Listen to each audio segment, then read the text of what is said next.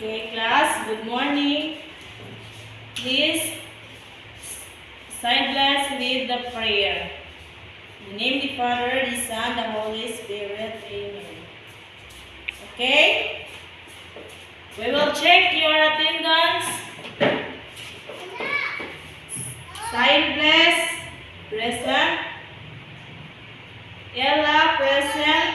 Kiara, present. Okay? Janrimar, present. Next, Era Jane, present. Okay, complete attendance. Very good, class. No one is absent. Okay, class, let's make a energizer. And class, do you know the song all about the ABCD song? Okay, very good. Do you know what our lesson last week? Okay, very good. Okay, Sadness, can you recall it? Last Friday? Okay, very good. And now, our topic is all about the using of a and an. Okay. Using a and an, when we use a is used before a word that begins with a consonant sound. So class, do you know the consonant sounds?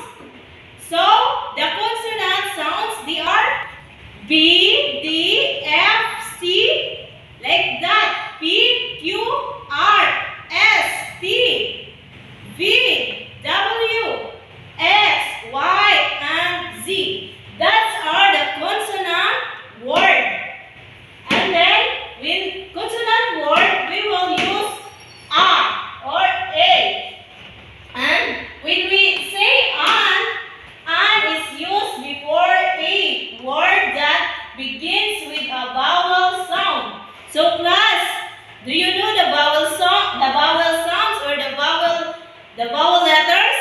The vowel letters are A, E, O, or A, E, O. Okay, very good. When we say a vowel sound or vowel letter, we will use an. For example, class, this one, a pencil. So what? Before a. Okay, letter P. P, is it consonant or a vowel? Okay, very good. P is a consonant. It is a pencil. Next is a chair. So, before A, we use C. So, C is a consonant sound and we will use A. Next is a paper. So, paper. Letter P is a consonant sound. So, we will use A. Very good. Next is a bag. So, a B is consonant. So, we will use A. Next is a book. And then book is a consonant. So, we will use A. Next is, for example, of an apple. So, before an, A. So, A is vowel letter. So, we will use an.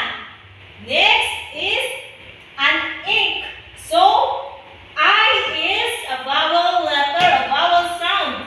So, we will use an. This, an oval, an erwan, an atis. So, we will remind or we will not forget the vowel and the consonant.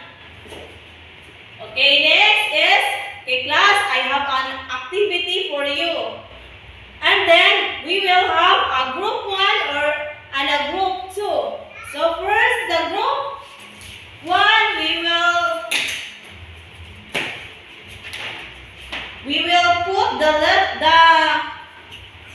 put the pictures in the right column if it is a or an. And the group 2 is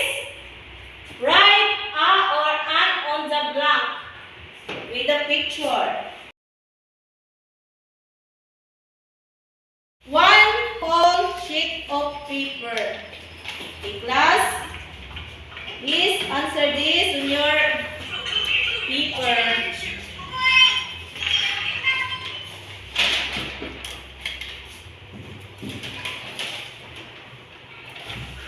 Okay, this one. In circle, direction in circle A or an to make each sentence correct. So number one, this is blank artist. This is an or pencil. This is an envelope. This is an leaves. That is an umbrella. Okay. Finish? Okay, finish. Very good.